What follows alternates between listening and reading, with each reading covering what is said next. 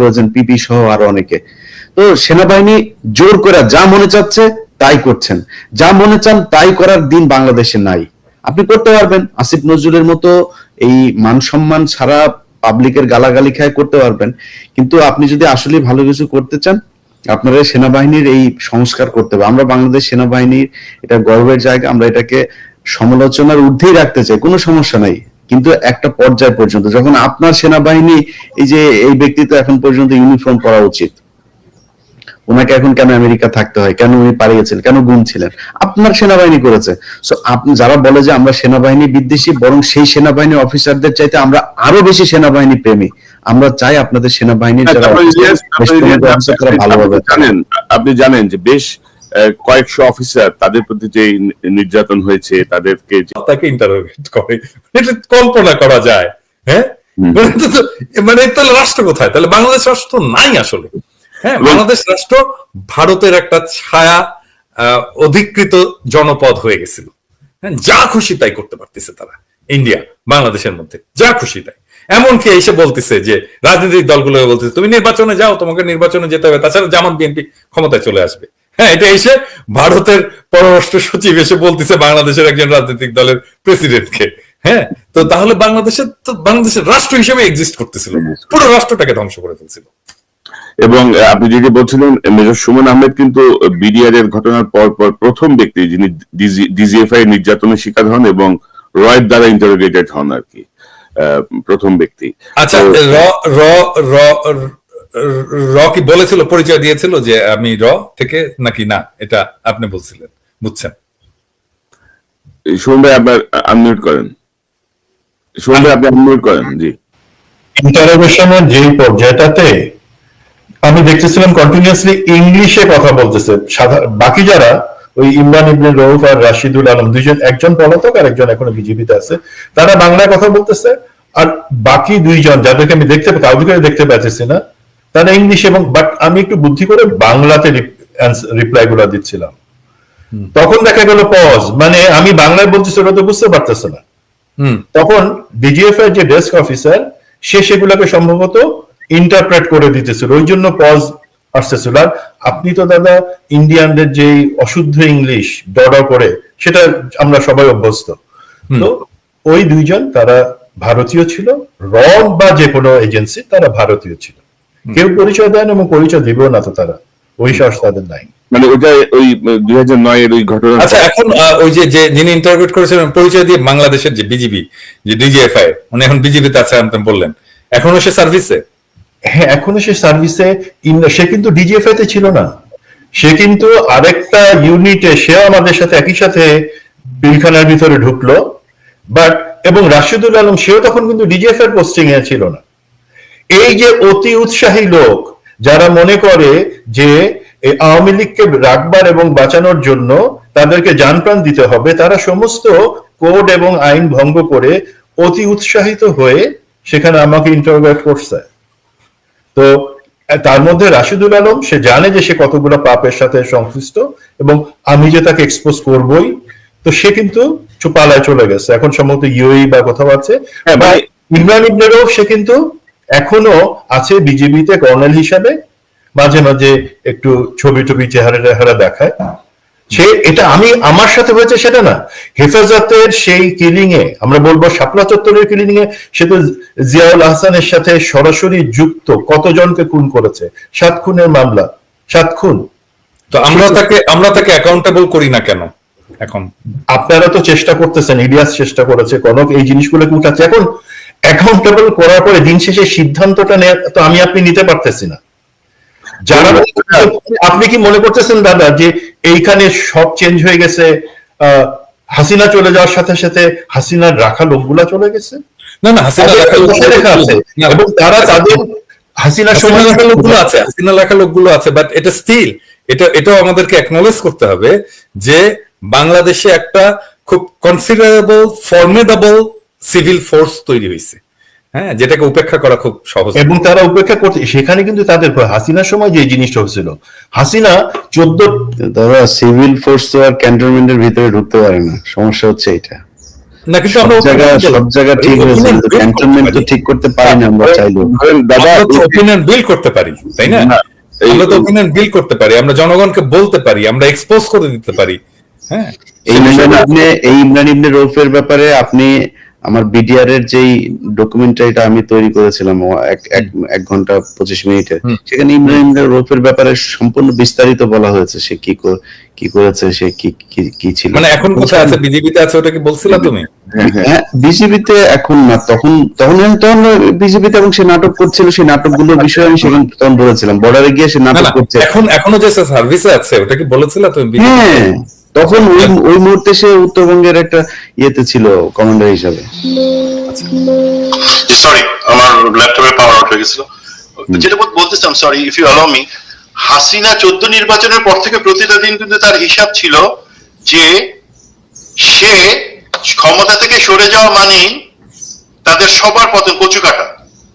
তো সেই একই অবস্থা হয়ে গেছে, কিন্তু হাসিনা যাদেরকে সেট আপ করে রেখে গেছে, যে স্ক্রিপ্ট রেখে গেছে এখানে যে তোমরা এইভাবে চলবা, তারাও জানে যে তাদের একজনও যদি সরে যায় তাদের শক্তি ক্ষয় এবং তারা উইক হয়ে যাবে। তো সেই জায়গা থেকে আমি মনে করি আমরা চাবো, বাট এটা এক্সপেক্ট করা খুব মানে স্বাভাবিক না যে তারা তাদের ভুল বুঝতে পেরে তাদের খারাপ লোকগুলাকে সবাইকে সরায় দিবে, বা তারা ভালো হয়ে যাবে, অজু করে তারা শুদ্ধ হয়ে যাবে। আমি এই আশাটুকু করি না, বিকজ আমি দেখেছি তারা এখনো কিভাবে প্রতিটা জায়গায় তাদের লোককে বসায় রাখছে, এবং সেই কারণে আমি মনে করি যে ঘোষণাটুকু আসছে সেটা মন্দের ভালো, যে আওয়ামী লীগকে সেই পর্যন্ত কার্যক্রম বন্ধ রাখা হচ্ছে। That's my point. তো পিটাকিটা ধরেন, আমরা যে রাশিদুজ্জামান, ব্রিগেডিয়ার রাশিদ যে সরাসরি নির্যাতন করছিল, আমরা অনেকবার আলোচনা করছি, সুমন ভাই ক্লেম করছে তাকে সাম্প্রতিক সময়ে যে আপনার হজ করার নামে পারমিশন দিয়ে মক্কা থেকে সে কানাডা চলে গেছে, যতটুকু আমরা জানি। ইমরান ইবনে রৌফ এখনো বহাল। তো আমি যেটা বলতে চাচ্ছি, তাহলে আমার পরবর্তী সংস্কারটা কি রাষ্ট্রের?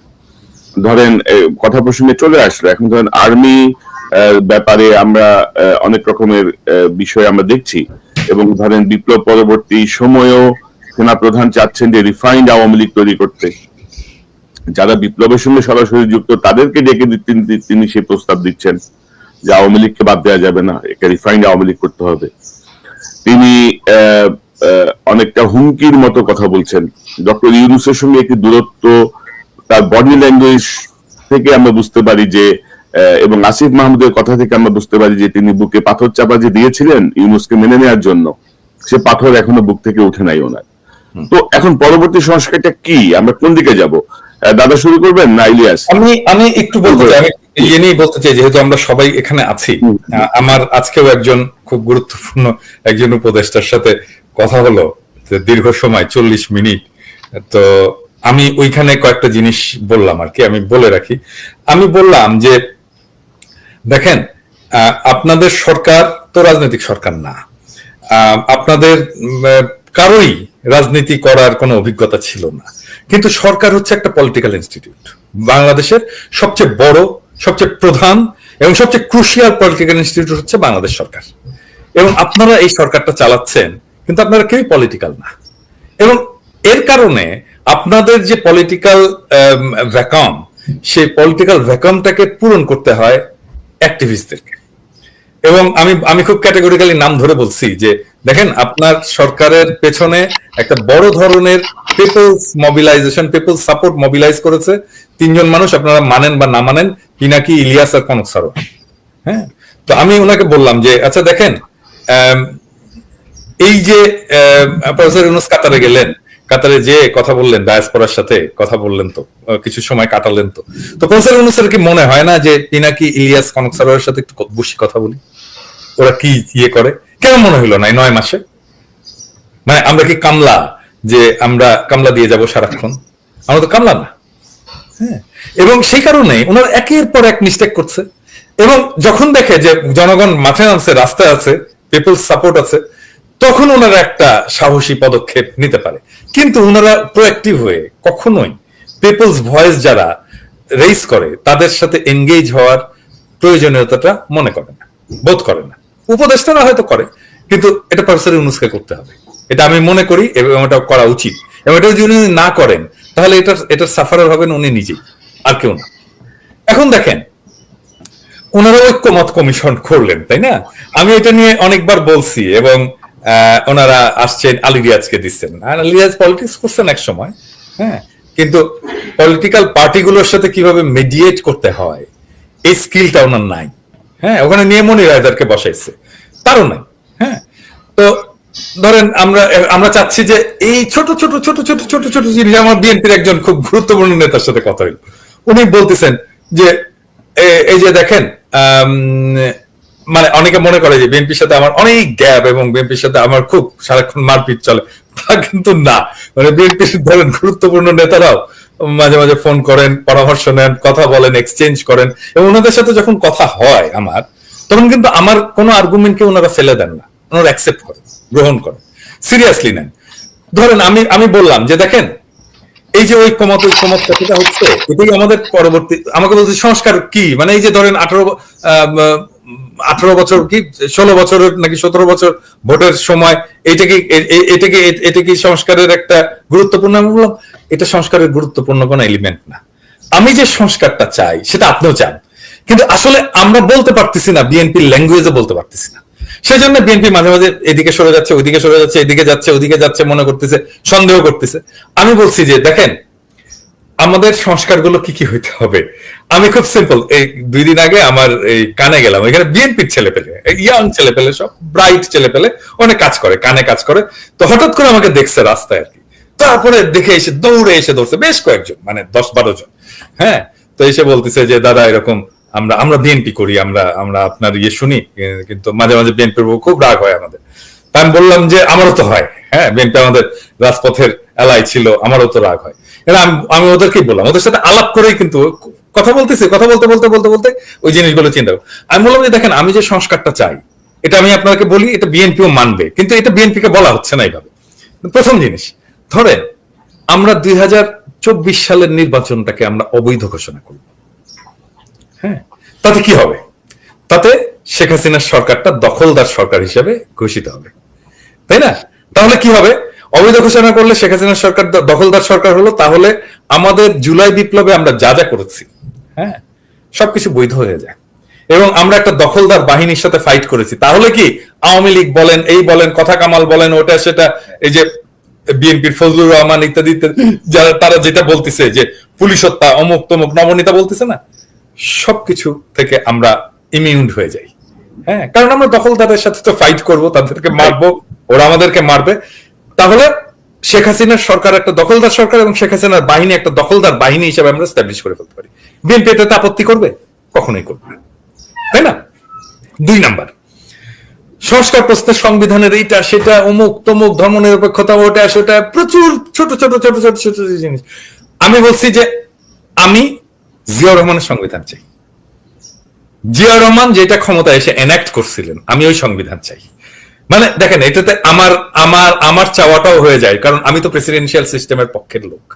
হ্যাঁ, সো আমি যদি প্রেসিডেন্সিয়াল সিস্টেমটাকে এনাক্ট করতে চাই, আবার ফিরে আনতে চাই, তাহলে জিয়াউর রহমানের সংবিধানটাই ফ্যান্টাস্টিক। ওইখানে আছে, জিয়াউর রহমান নিজেও প্রেসিডেন্ট ছিলেন। এটাকে বিএনপি না মানবে? এটা হবে না, বিএনপি এটাও মানবে।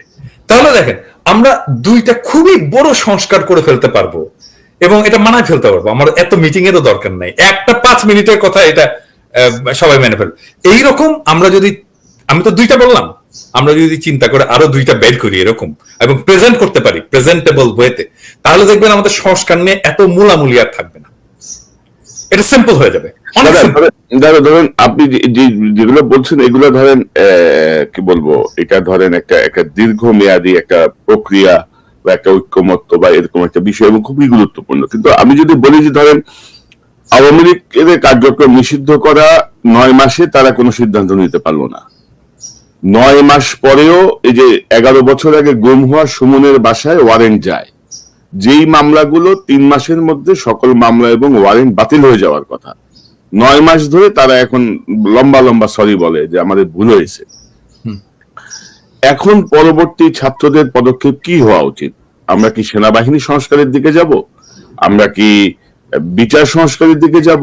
আমরা কি মিডিয়া সংস্কারের দিকে যাব? অর্থাৎ যা দেখছি যে রাজপথ থেকে দাবি উত্থাপিত না হলে বা একটা মুভমেন্ট তৈরি না হলে কারো কর্ণকুহরে কিছুই ঢুকবে না।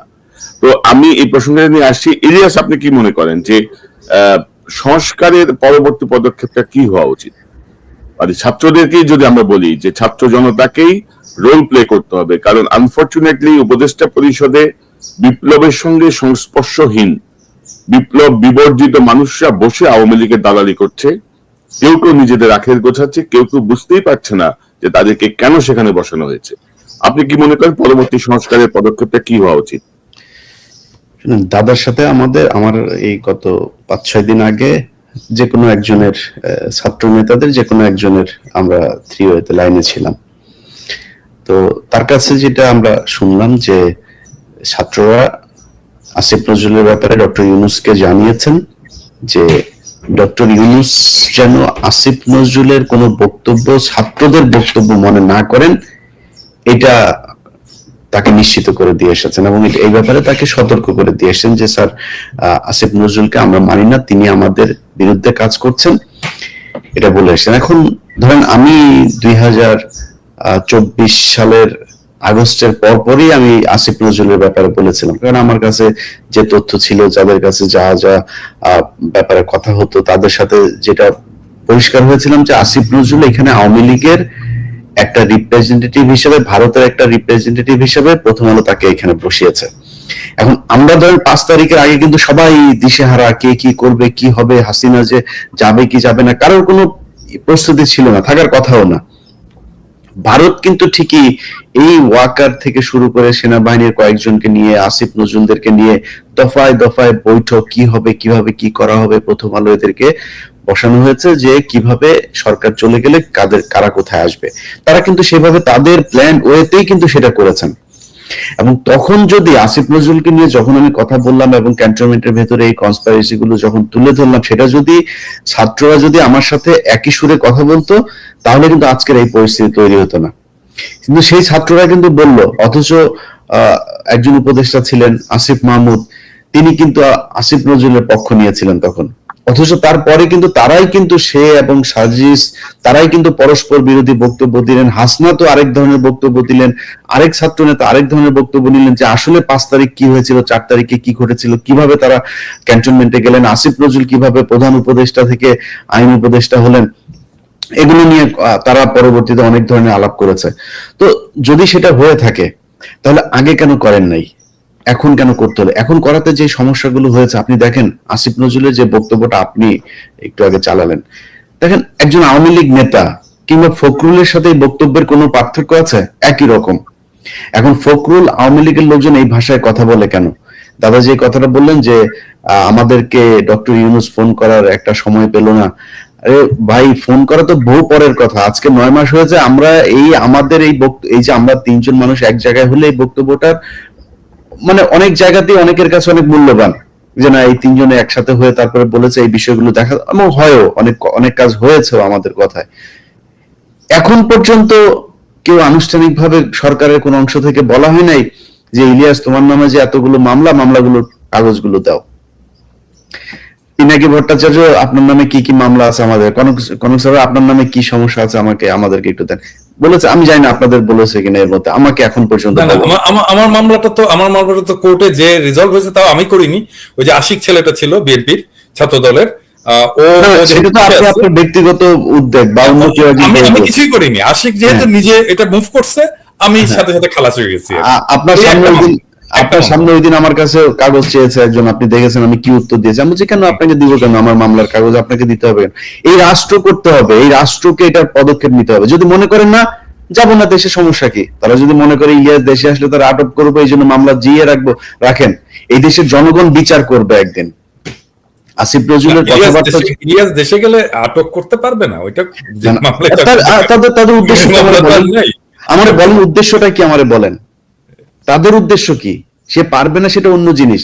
এই যে কালকে হামিদ যে 2 দিন আগে, আমি মনে করি কি ইলিয়াস, যে আমাদের মামলার চাইতে যাদের আসলে কিছু, এই যে হেফাজতের কত লোকের যে মামলা এরকম আছে, আমাকে যে কতজন রিচ করে এর মধ্যে, হ্যাঁ, আমি করতে পারি না সবার জন্য, ওদেরটা করুক আগে, এটা আমি মনে করি যে এই সমস্ত ইদানিং ওই অসহায় মানুষদের জন্য আরেকটা বিষয় আছে কিন্তু, আপনি তো, আমরা তো হেফাজত বলছি বা ইয়ে বলছি, তাহলে বিএনপি সাধারণ কর্মীরা কি পরিমাণ সাফারার, ভিতরে কতজন আছে এখন?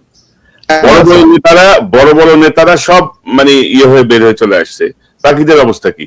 বাকিদেরটা কে দেখছে? কত কত কত কত কত লক্ষ মামলা ছিল না? হ্যাঁ, কত নেই। কত লক্ষ মামলা ছিল? 10 লক্ষাধিক মামলা ছিল, সেই খবরও কেউ নেয় না। তো আসিফ নজরুলের সেই বক্তব্য আপনি যদি শোনেন তাহলে মনে হবে যে না, আওয়ামী লীগের একজন লোক, উনি খুঁজে পান না। আরে ভাই, আমার দেশের আদালতের দরজা থেকে আপনার ওই ভদ্রলোকের নাম কি, হিন্দু রঞ্জন বালি, সুখরঞ্জন বালি, আমার দেশের আদালতের সামনে থেকে তুলে নিয়ে যায়। আপনি এটা দেশ বিরোধী কর্মকাণ্ড না? মানে দেশ বিরোধী কর্মকাণ্ড আসিফ নজরুল কয়টা চায় আওয়ামী লীগের ব্যাপারে দেখাইতে, উনি খুঁজে পান না। এখন ওনার এই বক্তব্যের সমস্যা হচ্ছে ভাই, ওই যে ধরেন ডিজিএফআই টান দেয় আসিফ, ওই যে ওই মেয়ের ভিডিওটা কিন্তু ছেড়ে দেব, আসিফ আবার সোজা হয়। আসিফের কিন্তু খুব মনে চায় আমাদের মতো করে জনগণের সাথে থাকতে, ওনার যে ভালোবাসা জনগণের কাছ থেকে পেতেন সেটা পাইতে আমার বিশ্বাস, ওনার খুব ইচ্ছে করে এটা পাইতে। ডিজিএফআই কে এটা করে এখন? ইলিয়াস, এটা আমার আসলে জানা দরকার, ডিজিএফআই কে এটা করে? ডিজিএফআই না করলে র করে। ডিজিএফআই তে যদি ডিজিএফআই থেকে তো এখন একটা রিফাইন্ড ডিজিএফআই হয়েছে, এখানে অনেকেই এখন ভালো। ডিজিএফআই অস্বীকার করে, ডিজিএফআই কিন্তু অস্বীকার করে যে আমরা এই কাজগুলো করি না দাদা, খুব মানে খুব বিনয়ের সাথে বলে যে দাদা আমরা কিন্তু এই কাজগুলো একেবারেই করি না। দাদা লেজ আছে না, লেজ মাথা নাড়ে। এই যে আমাদের এখানে সুন্দর চেহারা সুন্দর একজন বসে আছেন, ঠিক আছে, এই যে স্মার্ট লোকটা, আপনি সেনাবাহিনী তো ভাই প্রশিক্ষণ প্রাপ্ত হিসাবে, এখন ওনারা আপনার সাথে যদি কোনো কথা বলে, কোনো ডিজিএফআই যেটা করে, হানি ট্র্যাপ বলেন আর যেটা বলেন, আপনারা যদি করে আপনি বুঝতে পারেন, তাহলে তো সেটা গোয়েন্দা হইলো না। গোয়েন্দারা তো সেইটাই করে যেটা আপনি বুঝবেন না, আমি বুঝবো না। আমরা নিজেরা অনেক সময় গোয়েন্দাদের অনেক তথ্যে বিভ্রান্ত হই। আমি মেজর সুমন এবং কর্নেল মুস্তাফিজ, আমরা তিনজন মিলে 5 তারিখের পরেই একটা শো করছিলাম। আমাদের কাছে খবর ছিল যে বিভিন্ন উপদেষ্টা এবং রাজনৈতিক নেতাদেরকে হানি ট্র্যাপ করা হচ্ছে, এবং তার মধ্যে ধরেন আসিফ নজরুল, তার বিষয়টাও কিন্তু আসছিল। এবং ইলিয়াস যখন প্রথম আসিফ নজরুলের একটা টেলিফোন অডিও কথোপকথন যখন তার হাতে আসে, তখন আমি ইলিয়াসকে বলছিলাম তুমি একটু হোল্ড করো, কারণ আমি একটু চেক ব্যাক করি যে বিষয়টা আসলে ট্র্যাপ করা হচ্ছে কিনা তাকে, মানে এটা কোনো ট্র্যাপের কোনো ইস্যু কিনা। যদি ট্র্যাপের ইস্যু হয়, যদি তাকে যদি কেউ ইউজ করার চেষ্টা করে, আমরা তার পাশে দাঁড়াবো, এরকম একটা ইয়ে ছিল। এবং ইলিয়াসকে দিয়ে আমি কিন্তু অনেকদিন এটা হোল্ড করা, আমরা আমাদের মতো করে চেক ব্যাক করছি। পরে দেখলাম যে না, আসিফ নজরুল এটা অন্য তরিকায় যাচ্ছে আর কি। তো আমাদের কিছু করার ছিল না। এবং দাদা ওইটা আপনার যে কোশ্চেন, ওই কোশ্চেনের প্রমাণ এখানে দেখেন। আমি কিন্তু সেই অডিওটা ছাড়ি নাই প্রথমে, কিন্তু আমাকে টেলিগ্রামের একটা নাম্বার থেকে সেই ভিডিওটা দেওয়া হয়েছে, এবং আমি জানি যে ডিজিএফআই যদি কোনো কিছু দেয় গোয়েন্দা সংস্থা, সেটার একটা সিস্টেম আছে, ওই সিস্টেমেই দেয়।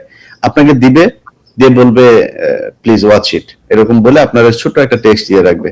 তো তার আপনি জিজ্ঞেস করবেন ভাই কে আপনি, কোথায় পেলেন, আর কিছু আছে কিনা, কোনো জবাব আপনাকে দিবে না, শুধু ওইভাবে ফেলা রাখবে। আমরা কিন্তু এই জাতীয় আশঙ্কা সম্ভাবনা আমরা কিন্তু সব তুলে ধরছি, কিন্তু আমি সুমন ভাই এখানে কনক, ইফ ইউ অ্যালাউ, সেটা হচ্ছে কি এই কাজগুলো সুমন আপনার মাথার উপরে, আপনার মাথার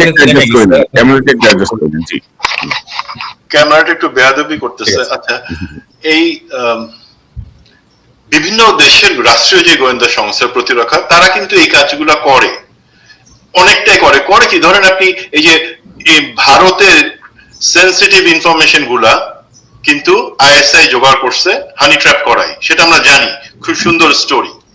এখন পার্থক্য কি, শেষ তার শত্রু বা সম্ভাব্য শত্রু দেশের সম্পর্কে সেই জিনিসগুলো করে, তথ্য আদায়ের জন্য, নিজস্ব নিরাপত্তার জন্য এগুলা করে, যে তাদের সেন্সিটিভ ইনফরমেশন যাতে বাইরে না যায়, কাউন্টার এসপিওনাজ। ভাই আমার নিজের দেশের লোকের এগেইনস্ট আমি কেন সেটা করবো? That's the question. যেই ডিজিএফআই করে কি করে না, যে কোশ্চেনটা আসছে, সেটা আমি নিশ্চিতভাবে আমি আপনাদেরকে বলি, হ্যাঁ করে আসছে। এখন কতটুকু কমে গেছে, জেনারেল জাহাঙ্গীর সেখানে আছে, অ্যাপারেন্টলি সে এই চেঞ্জ গুলার মধ্যে আছে যে এই জিনিসগুলো আমরা করব না। তুমি করো, ডিজিএফআই হিসেবে তুমি আমাদের যেই দাদা দেশ আছে, অন্য দেশ আছে, তাদের সাথে করো, নো প্রবলেম। আমাদের নিজেদের নাগরিকের উপরে সেই জিনিসটা তুমি করবা না, এইখানে ফুল স্টপ। রাইট। তবে আপনার ধরেন আমরা কিন্তু দাদা প্রথম থেকে কিন্তু ধরেন উপদেষ্টা যারা ছিল মানে যেই ঢুকুক সেনাবাহিনী প্রত্যেকটা জায়গায় কিন্তু আমাদের একটা সাপোর্ট ছিল, আমরা চেষ্টা করছিলাম যে না একটা পরিবর্তন। এখন যত দিন যাচ্ছে না তারাই তাদের চেহারা আস্তে আস্তে সামনে নিয়ে আসছে এবং আমরা কিছু করতে পারছি না, মানে আমাদের আমাদের জায়গাগুলোতে আমরা যুক্তিবদ্ধ ভাবে এগুলো মেনে নিতে পারছি না, যার জন্যই আমাদেরকে অনেক কথা বলতে হচ্ছে এবং আমরা আবার অনেকে পাওয়ার ক্ষমতা মানে ক্ষমতার স্বাদ পেলে তখন সবার চেহারাই বদলে যায় আর কি। আমি জানি না আপনারা কনক সারাওয়ার যখন মন্ত্রী টন্ত্রী হয়ে যাবে তখন আবার কি হয় দেখতে হবে আর কি। তো এখন দাদা আমি যে প্রসঙ্গটা আনতে চাচ্ছিলাম যে আমাদের আসলে এখন পরবর্তী স্টেপটা কি হবে? আমরা কি সেনাবাহিনী সংস্কার চাইবো?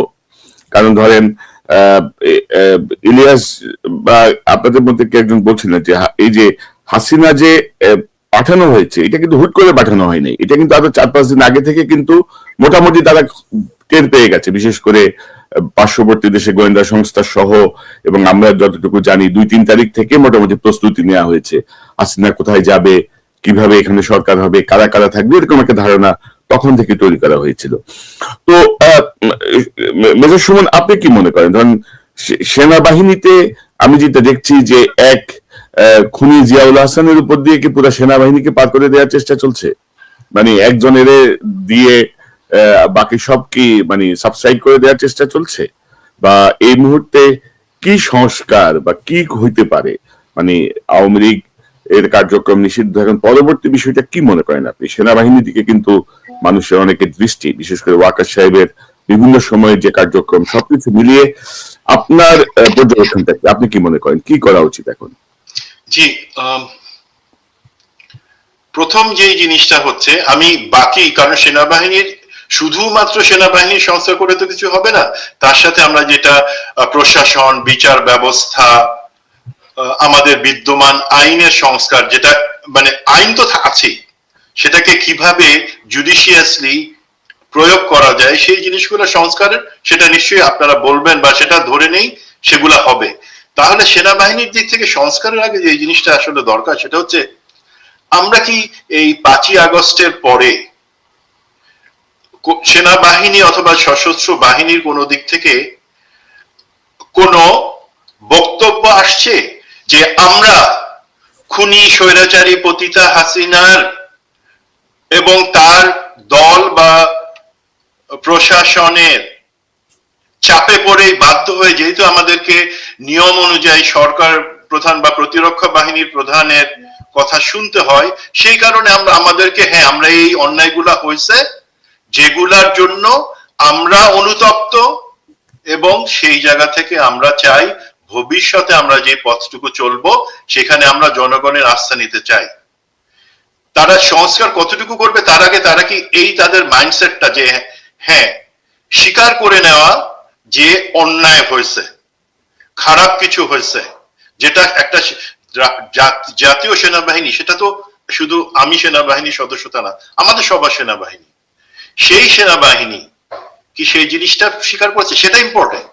যখন সে এই জায়গাটাতে স্বীকার করবে যে আমরা এই অন্যায় করেছি, এই অন্যায়গুলা আমি করি নাই, বাট আমাদের বাহিনী তার দায়িত্ব এড়াইতে পারে না, তখন কিন্তু সে সংস্কারগুলা আইডেন্টিফাই করতে পারবে ব্যত্যয়গুলো কোথায় কোথায় হয়েছে, আমাদের কি করবার কথা, তার বাদে আমরা তার বাইরে কি কি জিনিসগুলো করেছি, কেন করেছি, সেটাকে অ্যাভয়েড করার কোনো উপায় আছে কিনা, সেগুলা সে করতে পারবে। প্রথম কথা, রাওয়া যেটা রিটায়ার্ড আর্ম ফোর্সেস অফিসারদের একটা অ্যাসোসিয়েশন, সেখানে কিন্তু একটা আলোচনা হয়েছে যেখানে মাহমুদ ভাই জয়েন করছিলেন সপ্তাহ 3 আগে। সেখানে যে পেপারটা হচ্ছে সেখানে কিন্তু এই জিনিসটা আসছে হালকা ভাবে, বাট আমি যে জিনিসটা বলতে চাই এবং সেখানকার অফিসারদের গ্রুপের কথাবার্তা গুলা শুনে আমার মনে হয় যে সংস্কারের ব্যাপারে যে সেনাবাহিনীতে সংস্কারটা হওয়া উচিত, আমাদের সার্ভিং রিটায়ার্ড সমস্ত অফিসাররা কিন্তু সেটা বুঝেন। এখন তারা মনে করছেন রাজনৈতিক প্রভাব মুক্ত একটা সশস্ত্র বাহিনী তারা চান বা বলছেন, বাট আমার কথা হলো আমাদেরকে কিন্তু flip side of the coin সেখানেও তাকাতে হবে। আমরা গত 30 বা 40 বছরে কি দেখছি, শুধু রাজনৈতিক প্রভাবমুক্ত সেনাবাহিনীর কথা বললে হবে না, সেনাবাহিনীর প্রভাবমুক্ত রাজনৈতিক পরিবেশ সেটাও কিন্তু আমাদের আলোচনা করতে হবে। তো আমার মনে হয়, কারণ আমরা দেখছি তো সেনাবাহিনী কিভাবে ইন্টারফেয়ার করে বা করেছে। সেনাবাহিনী ইন্টারফেয়ার করতে পারে যখন জাতীয় দুর্যোগ বা সেই ধরনের জায়গাগুলোতে আমরা আসবো, জনগণ চাবে। জনগণ কোথায় কবে চাইছিল যে কারণে সেনাবাহিনীকে ইন্টারভেন করতে হয়েছে? যারা জাস্টিফাই করতে পারবে সেই জিনিসগুলা পারবে না।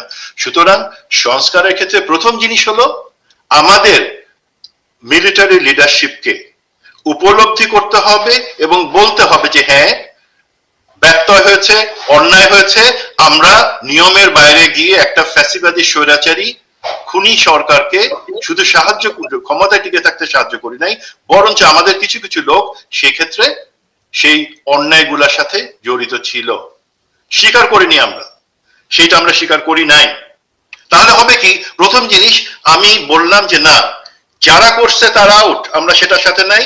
আমরা এখন সংস্কার করব যারা সংস্কার পন্থী বা আমরা চাই দেশের জনগণের আকাঙ্ক্ষাতে বাস্তবায়ন করতে। দেন প্রথম জিনিস হচ্ছে এই জায়গাটা যে আমাদেরকে চিন্তা করতে হবে রাজনীতির প্রভাবমুক্ত সেনাবাহিনী কিভাবে আসে, এবং একই সাথে আমরা রাজনীতিতে হস্তক্ষেপ করব না, যেটা পিনাকিদা বললেন, ইলিয়াস বললো যে কেন ভাই আমি এই ছেলে পেলেকে বাচ্চার সাথে পলিটিক্যাল লোকজনকে বাসায় দাওয়াত করে করে খাওয়াবো, পিকনিক ফুর্তি করব।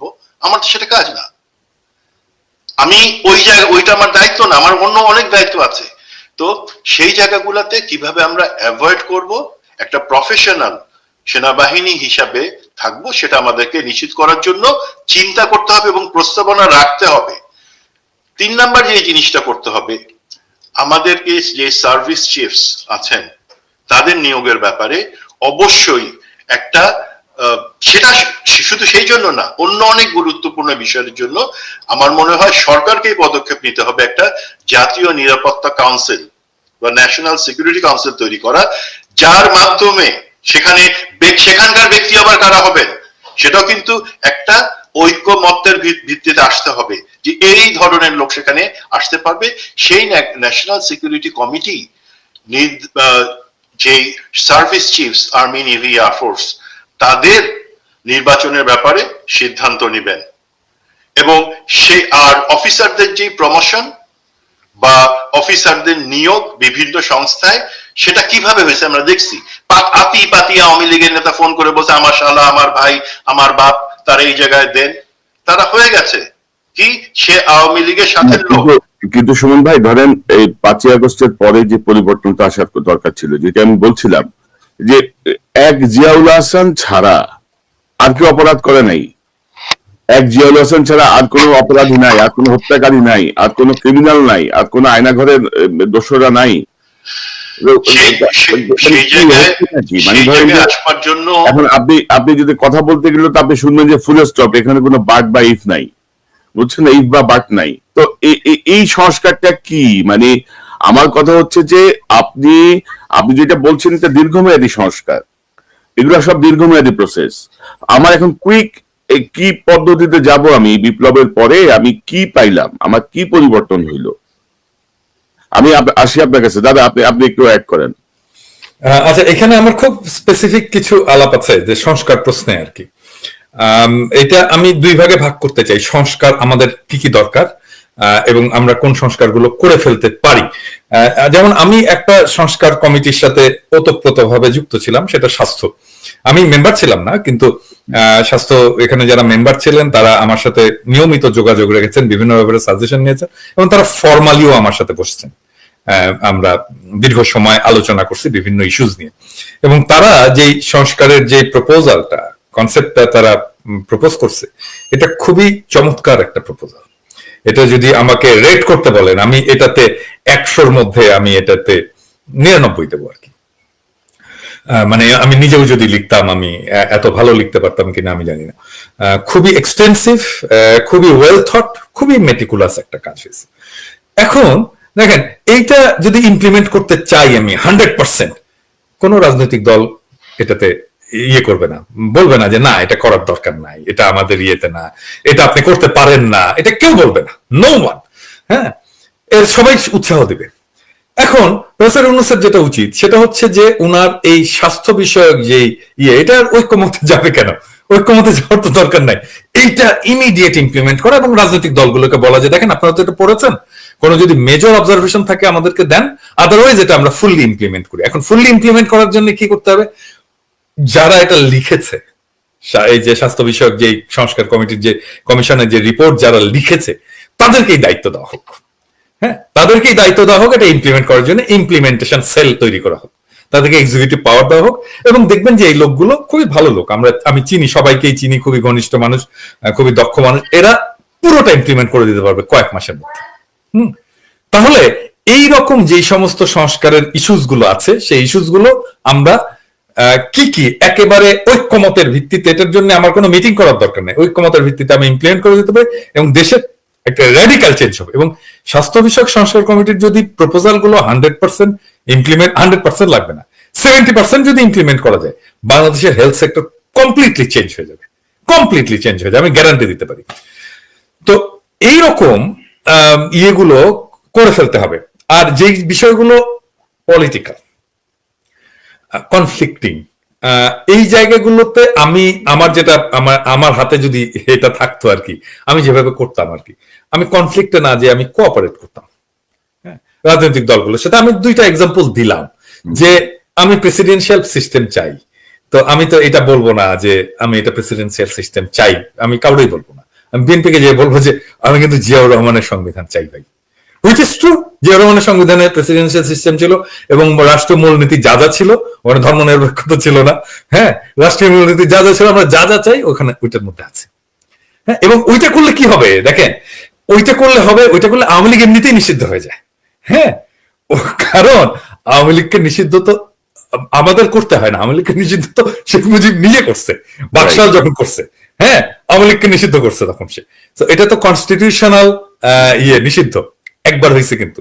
আচ্ছা, 2 নম্বর হচ্ছে যে শেখ মুজিব এই জিয়াউর রহমান তো বাকশালকে নিষিদ্ধ করছে, সো সে বাকশাল হয়ে আর ফিরে আসতে পারবে না যদি আমি ওইটাকে এনাক্ট করি।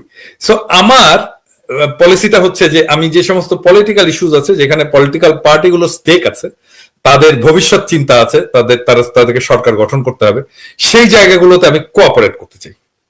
সো এই জায়গাগুলোতে ইস্যুস গুলো বের করে আমি এমন ভাবে প্রেজেন্ট করব যেটা মানে বিএনপি, জামাত, যারা যারা বড় বিগ স্টেক হোল্ডার আছে, তারা এটা বলতে পারবে না যে না আমি এটা মানি না। মানে আমি এখানে ওই ইয়ের মতো আর কি, ওই যে গডফাদারের ডন ভিটো কর্লিওনির মতো আর কি, যে I'll offer something that they cannot I'll offer them such a thing that they cannot refuse. হ্যাঁ, সো আমি এমন ভাবে প্রেজেন্ট করব সংস্কারের ইস্যুস গুলোকে যেটা পলিটিক্যাল পার্টিগুলো রিফিউজ করতে পারবে না। এইভাবে আমি সংস্কারটা ইমপ্লিমেন্ট করব। দাদা ধরেন আমার যে পয়েন্ট অফ ভিউটা আর কি, যে ধরেন আমরা 9 মাস আগে কি কারণে ছাত্র জনতা রাস্তায় নেমে এসে বুকে রক্ত দিল, আমরা 9 মাসের মধ্যে বেমালুম ভুলে গেছি যে আসলে কি হয়েছিল জুলাইতে। এবং যেই জায়গাগুলো আমাদের হেল্প করার কথা, যেমন আমি বারবার বলছি সেনাবাহিনীর কথা, আমাদের বিচার বিভাগের কথা, আমাদের মিডিয়ার কথা। আচ্ছা, আমি এই প্রসঙ্গে একটু বলে নিই কনক, সরি আমি একটু ইন্টারাপ্ট করার জন্য। যেমন সেনাবাহিনীর প্রশ্নে কনক, ইলিয়াস, পিনাকির একটা কম্বাইন্ড একটা পজিশন আছে এবং আমাদের প্রত্যেকের ইন্ডিভিজুয়াল কিছু কনসার্ন আছে সেনাবাহিনীর প্রশ্নে না, এটা আমি বলবো যে সেনা প্রধান এবং টপ জেনারেলদের প্রশ্নে। তো এটা কি সেনাবাহিনীর তরফ থেকে এটা কি উচিত না যে একটা আলোচনা মেডিয়েট করা? যে অনেক সময় হয় কি যে আমি যদি ইমাজিন করি তাহলে আমি ভুল জিনিস ইমাজিন করতে পারি, এমন হতে পারে, এমন কিন্তু হওয়ার সম্ভাবনা আছে যে সেনা প্রধান সম্পর্কে আপনি কনক, ইলিয়াস, আমরা যেটা ইমাজিন করছি যে এটা প্রভাবে সে এরকম চাচ্ছে, সেটা নাও ঠিক হতে পারে। তো সেটা আমি কখন বুঝবো? যখন আমরা এনগেজ হব। হ্যাঁ, সো সেনাবাহিনীর বা সেনা প্রধানের আমাদের সাথে এনগেজ হইতে সমস্যা কোথায়? কথা বলতে প্রবলেম কোথায়? এটা একটা ওপেন ডায়ালগ হতে পারে। হ্যাঁ, আমরা কথা বলতে পারি, আমরা বলতে পারি যে দেখেন আমাদের আপনার বিষয়ে এই কনসার্ন আছে, আপনার অ্যান্সারটা কি? হ্যাঁ, মানে আপনি তো একটা পাবলিক অফিস হোল্ড করেন, একটা গুরুত্বপূর্ণ পাবলিক অফিস হোল্ড করেন এবং গুরুত্বপূর্ণ বাহিনীর প্রধান, পাবলিক ভয়েসের সাথে এনগেজ হবেন না? সিভিল ভয়েসের সাথে এনগেজ হবেন না? হবেন, অবশ্যই হইতে হবে। তো দাদা ওয়াকার সাহেবকে আরো 2 মাস আগে একটা ইন্টারভিউর জন্য ইনভাইট করা হয়েছে এবং টকিং পয়েন্ট উল্লেখ করে দেওয়া হয়েছে যে this will be the talking point. এখন পর্যন্ত উনি সিদ্ধান্ত নিতে পারে নাই। নাগরিক টিভিতে যায়, নাগরিক টিভিতে গেছে না সে, নাগরিক টিভি সাক্ষাৎকার দিচ্ছে না, মানে কি কনক সারোয়ার কি নাগরিক টিভির চাইতে কম পরিচিত চ্যানেল বা কম উনি আবার বলছেন ওই যে সুমন ভাই জানেন বিষয়টা, ওইটা উনি ফজরের সময় নাকি ঘুম থেকে উঠছেন, ওনাকে কেউ একজন ফোন করছেন এবং ওনার সাথে কিছু আলাপ করছেন, সেইটাকে তারা ইন্টারভিউ হিসাবে চালিয়ে দিয়েছেন, এরকম অভিযোগ করেছেন উনি। আমি জানি না মিথ্যা কোনটা। এবং ধরেন যে আমরা আস্থা রাখতে চাই। উনি তো ইন্টারভিউ দিচ্ছে, আল জাজিরাকে ইন্টারভিউ দিলেন না কিছুদিন আগে, দিলেন তো, তাই না? রয়টার্স কে দিয়েছেন না উনি ইন্টারভিউ।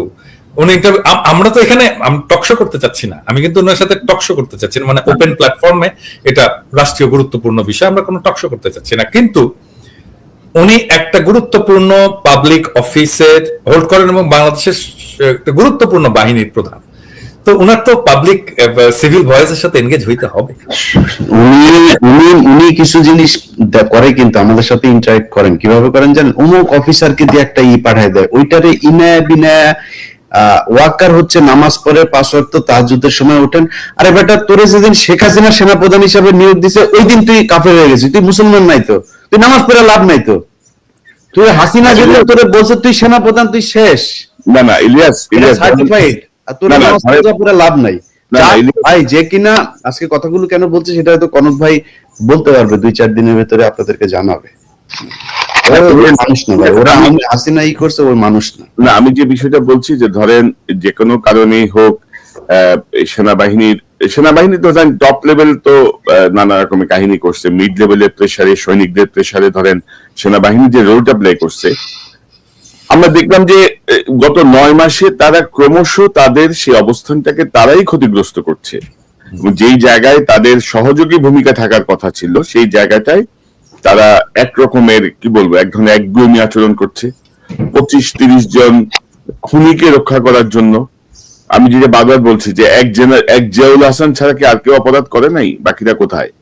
এক জিয়াউল হাসান ছাড়া কি আর অন্যদেরকে আপনি সেফ এক্সিট কিভাবে দিচ্ছেন?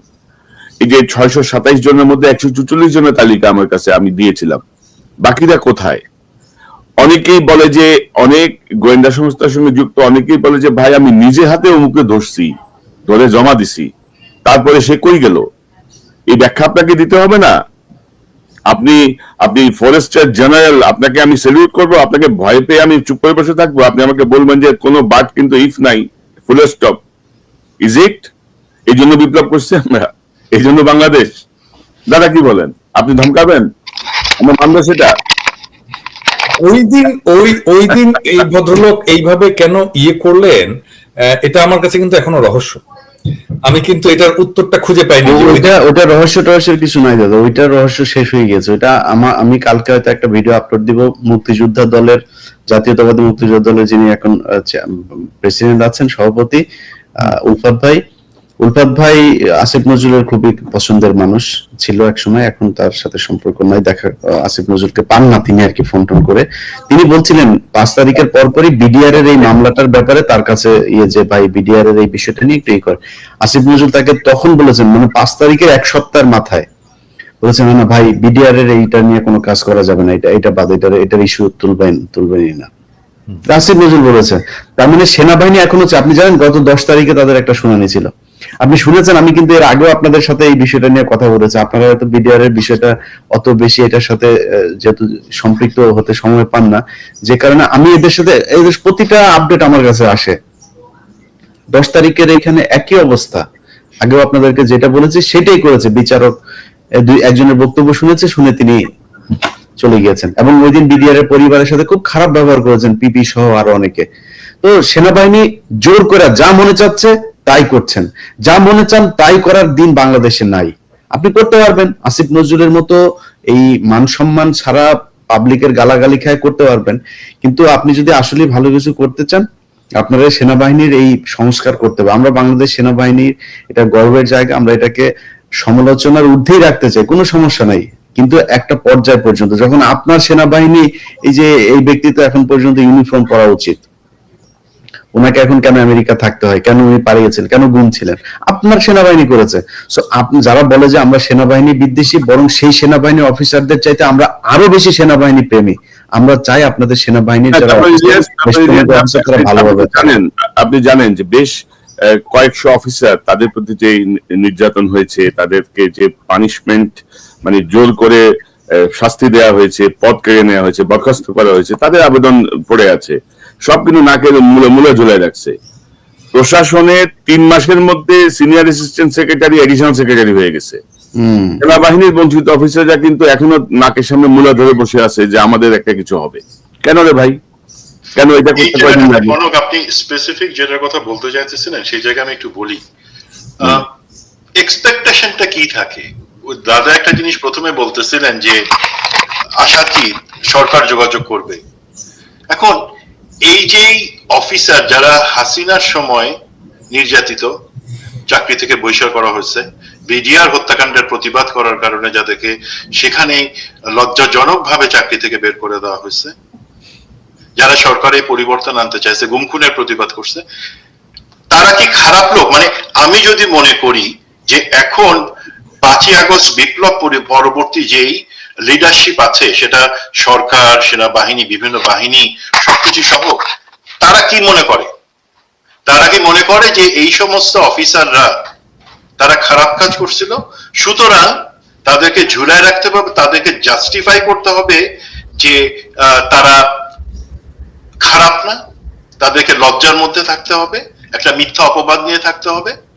এখন এই জায়গাটাতে যেই প্যাথেটিক জিনিসটা হচ্ছে সেটা হচ্ছে কি, তাদেরকে ডেকে ডেকে কমিটিতে হাজির হয়ে জাস্টিফাই করতে হইতেছে যে হ্যাঁ তারা এই জিনিস করছে, এই পরিস্থিতিতে হচ্ছে জিনিসটা। কেন ভাই, যারা এখনকার মিলিটারি টপ লিডারশিপ আছেন তারা কি সেই সময়টাকে প্লুটো গ্রহতে ছিলেন যে তারা জানেন না যে তাদের সাথে কি অন্যায় হয়েছে? তাদেরকে বরঞ্চ লিডারশিপে নিজে থেকে অ্যাপ্রোচ করার কথা যে ভাই আমরা জানি কি অন্যায় হয়েছে, তোমরা বলো যে তোমাদেরকে আমরা অ্যাটলিস্ট প্রথম কথা আমরা ক্ষমা চাচ্ছি, আমরা নিজেরা এটা করি নাই, আর কেউ করছিল পতিত হাসিনা এবং তার লোকজন, বাট আমরা ক্ষমা চাচ্ছি। সেই স্পিরিটটা তো নাই। প্রথম কথা সেই স্পিরিট, সেখানে জিনিসটা আনতে হবে। দেন আপনি ইমিডিয়েট কিছু জিনিসের কথা বলতেছিলেন যে আমরা নিয়ার টার্ম কি কি জিনিসের সেনাবাহিনীতে আনতে পারি। এখন আমি সম্পূর্ণ গোপনীয়তা এবং আমি মনে করি যে আমরা যখন একটা সোর্স বা কোনো কিছু দেই সেটা মানে ভেরিফাই করে নেওয়াটা, আপনাদের সবাই সেটা করেন, তো সেটা এখন প্রসেসে আছে। ইতিহাস যে জিনিসটা বারবার বলতেছিলেন যে 2-1 দিনের মধ্যে কিছু একটা, তো কিছু জিনিস, কিছু দালিলিক প্রমাণ এবং কিছু অডিও কনভারসেশন থেকে কিন্তু একটা জিনিস কিন্তু আমাদের বুঝতে হবে যে আমাদের যেই ধারণাটা ছিল যে 5ই আগস্টের আগে সেনা এবং অন্য লিডারশিপ তাদের ভূমিকা এমন ছিল, হাসিনার কারণে নিষ্পেষিত, তারা বাধ্য হয়ে এই জায়গাটা এই জিনিসটা করছেন, মনে হয় সেই জায়গাটাতে আমরা একটা বড় একটা ধাক্কা খেতে যাইতেছি। এবং এটা অ্যাকচুয়ালি যদিও এখন সেটা আমাদের ভেটিং এর প্রসেসে আছে, সেখানে কিন্তু আমরা দেখতে পাই যে এই হাসিনার সহকারী হিসেবে তারা কাজ করছিলেন তাদের অনেকে টপ লিডারশিপ। সুতরাং এই টপ লিডারশিপ আপনি তারা নিজে থেকে এই সংস্কারগুলো করবে সেটা আশা করা খুবই খুবই দুরূহ একটা জিনিস। বরঞ্চ আমাদের সামনে একটাই আছে, নিয়ার টার্ম একটাই, আমাদেরকে চাপটা অব্যাহত রাখতে হবে যে সত্যগুলো প্রকাশ করো এবং সে অনুযায়ী তোমাদের প্রত্যেকটা বাহিনীতে যে যে সংস্কার আনবার দরকার সেই ধরনের সংস্কারগুলো তোমরা করো। সশস্ত্র বাহিনী সংস্কার আমি আপনি বুঝবো না, তারা নিজে থেকে তারা বলুক, প্রপোজাল রাখুক, বাট একই জিনিস তাদেরকে সেই রাজনৈতিক সরকার অথবা বর্তমান যেই একটা অ্যাডমিনিস্ট্রেশন আছে, ইন্টারিম গভর্নমেন্ট, তাদের সাথে আলাপ করে করতে হবে। আমি কোনো আলাদা কোনো কিছু না, বা আমি কোনো সুপারম্যান না, আমি একটা স্ট্রাকচারের মধ্যে। তাদেরকে বলতে হবে হ্যাঁ আমাদের এই সমস্যা হয়েছিল, যাদের কথা বলতেছেন 20-25 জন, আমি তো বলি 15 জন ম্যাক্সিমাম যারা এই ধরনের পারপেট্রেটর ছিল, তাদেরকে সত্যিকার সদিচ্ছা নিয়ে তাদের বিচারটা করো। তাদের অনুপস্থিতি বিচার করাও সম্ভব, বাট সেটা করতে হবে, ঝুলায় রাখা যাবে না। সেই জিনিসগুলো করে আমাদেরকে ভাই মূল জায়গাটা হচ্ছে যে আপনি 20-25 জন করাপ্টেড হাসিনার দাস, হাসিনার পাচাটা কর্মকর্তা, তার বুকের উপরে 4টা মেডেল থাকুক আর 10টা স্টার থাকুক, কিচ্ছু যায় আসে না। তাদের জন্য সেনাবাহিনীকে বিতর্কিত হওয়া বা সেনাবাহিনীর যে সম্মানহানি হয়েছে সেই সম্মান আমরা হানি হইতে দিব না আর কি। আমরা সিভিলিয়ান, আমরাই উদ্যোগ নিব যে আমাদের দেশপ্রেমিক সেনাবাহিনী বলতে আমরা যে গর্ব অনুভব করতাম, সেই সেনাবাহিনীকে 20-25 জনের জন্য আমরা মানে মেলাইন হতে দিব না, 1 নাম্বার কথা। 2 নাম্বার কথা যে আপনি দেখেন না রে ভাই, এই যে আবারও এক্সটেন্ড করছে না এই যে ম্যাজিস্ট্রেসি পাওয়ার। 111 এর সময় 10 জন উপদেষ্টা আর এই সেনাবাহিনী ছিল পিছনে, আইন শৃঙ্খলার অবস্থা কি ছিল?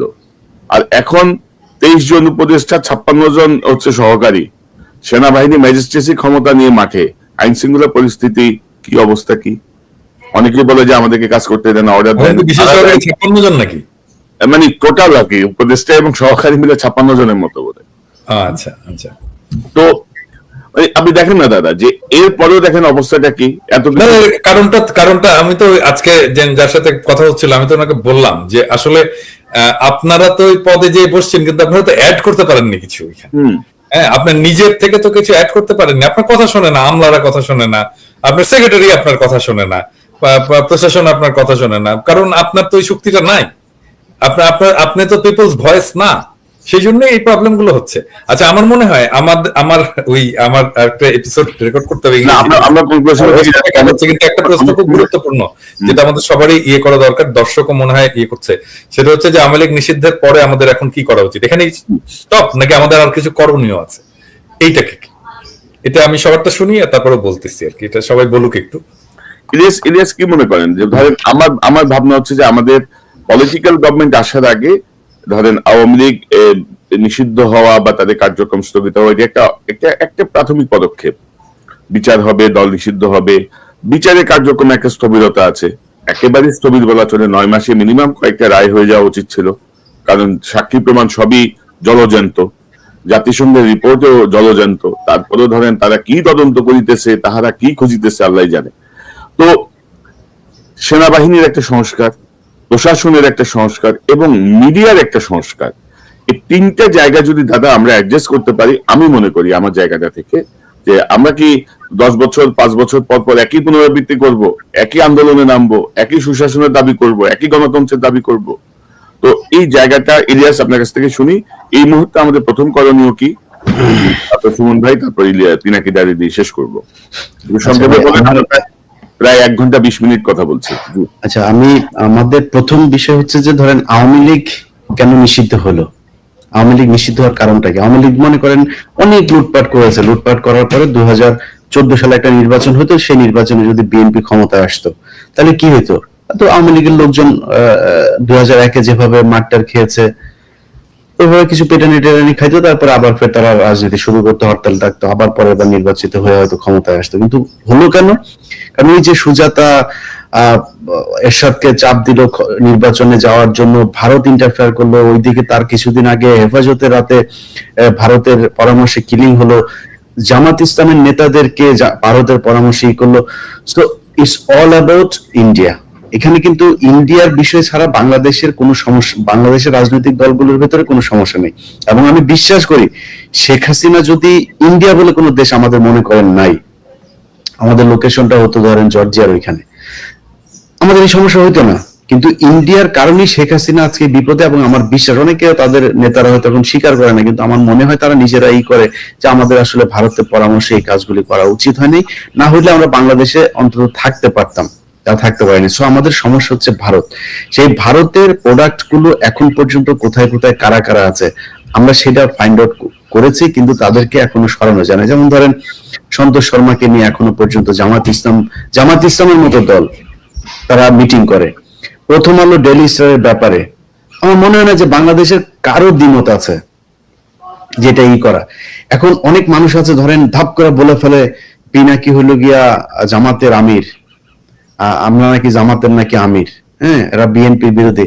আরে ভাই, বিএনপির মনে করেন ফখরুল ইসলাম তো আমার গালি দেয় না, ফখরুল ইসলাম আমার এটার জবাবও দেয় না।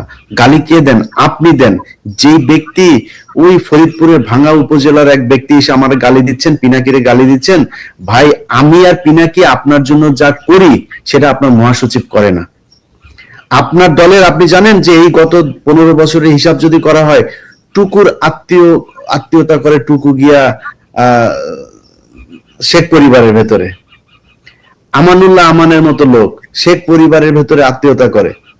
এই 15 বছরের ভেতরেই ঘটনা, এবং খুব খুব হট সময় যেটা বাংলাদেশে, ওই সময়ে এগুলো হয়েছে। আপনাদের দলের নেতারা আপনাদের যে কর্মী, সেই কর্মীর কথা যদি চিন্তা করতো, তাহলে তো আপনাদের এখন পর্যন্ত যারা জেলে আছেন তাদেরকে জেলে থাকতে হতো না। সো তাদের কিন্তু সামনে মনে করেন শেখ হাসিনা আবার চলে আসলো, হাইপোথেটিক্যালি চিন্তা করলাম, আপনার মনে হয় যে এদের খুব সমস্যা হবে? আসিফ নজরুল হয়তো চলে যাবে দেশের বাইরে কয়েকদিন, আসিফ নজরুল দেশে ধরেন পরবর্তীতে একটা তার মানে পরের একটা সরকার যদি আসে, তার কোনো চেয়ার থাকবে না, কিছু থাকবে না, সে বিদেশ গেলে তার সমস্যা কি? সে আওয়ামী লীগের সাথে আতাত করে তারপর সে চলে গেল। বিএনপির অনেকের আছে যারা ব্যবসা করেছে আওয়ামী লীগের সময়, এবং ব্যবসা খুব রমরমা ব্যবসা চলেছে, তাদের তো কোনো সমস্যা নেই। অতএব আমার মনে হয় সেই জায়গাগুলোকে হাত দেওয়া খুব, আর ছাত্ররা যারা আছেন, ছাত্রদের প্রতি বিশেষ করে ভাই দেখেন, আপনাদের প্রতি আমাদের ক্ষোভ থাকতে পারে, আপনাদের প্রতি আমাদের অভিযোগ থাকতে পারে। আপনারা, আমি অন্তত আমি যতদিন বেঁচে থাকবো, এই 5 তারিখে এই ছাত্রদের উসিলায় আমাদের জীবনের অনেক কিছু সহজ হয়ে গিয়েছে। সো ওইটুকু তো আপনাদের প্রতি আমাদের সহানুভূতি আমি অন্তত রাখতে চাই। আপনারা যদি প্রথম আলো, ডেইলি স্টার, সন্তোষ, ইন্ডিয়া, আওয়ামী লীগ এদের কাছাকাছি না যান, এর বাইরে ভাই যা মনে চায় করেন, আপনাদের প্রতি ভালোবাসা থাকবে, ওইটা অন্তত করেন না। এবং বাংলাদেশের মানুষ যে আপনাদের পেছনে এখনো আছে কিছু জায়গায়, সেটা আপনারা টের পেয়েছেন 2 দিন আগে আওয়ামী লীগ নিষিদ্ধের। এর মাঝখানে অনেক কিছু করেছেন আপনারা, মানুষ কিন্তু আপনাদের পেছনে যায়নি, বরং এক জায়গায় গিয়েছেন, আপনাদেরকে ধরে পিটিয়েছে। এই এনসিপি গিয়েই তো মার খেয়েছে, এই হাসনাত গিয়েও মার খেয়েছে, কিন্তু কালকে আপনার পেছনে এসেছে। কেন এসেছে?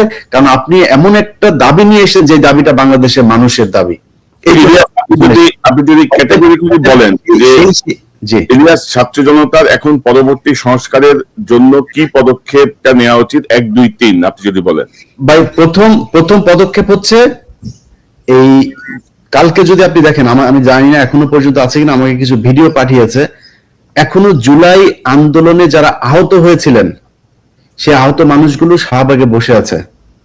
আমার 2-3টা ছেলের বক্তব্য দিয়েছে, একটা ছেলের হাতে, এইখানে হাত একদম চিকুন হয়ে গিয়েছে, এই তার হয়তো বা ভেইন টেন যা আছে এগুলো আমি জানি না, লিগামেন্ট টিগামেন্ট এগুলোর কোনো কি হচ্ছে তার হাতে, ডাক্তার বলতে পারবে।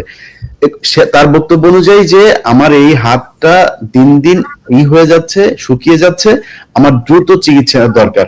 তার কাছ থেকে এই কাগজ, ওই কাগজ, সেই কাগজ বিদেশে পাঠানোর জন্য তারা পাঠানো হচ্ছে না।